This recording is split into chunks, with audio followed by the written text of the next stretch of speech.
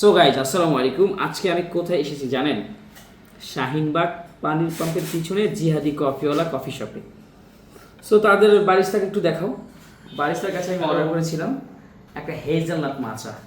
So আমার কেন জানি মনে হচ্ছে ওদের বারিস্তা মনে হয় না কিছু জানে। সো তার আগে একটু টেস্ট করে তারপর বলি আর কি। সো দেয়ার ও very nice texture, look at the আচ্ছা এটা টেস্ট করি। এটা ছিল হেজেলনাট মাচা।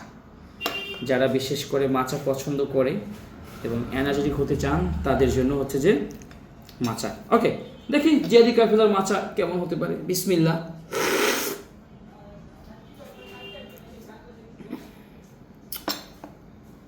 ওয়াও, আমার কাছে কেমন জানি মনে হচ্ছে আমি জাপান চলে গেছি এক সিপে।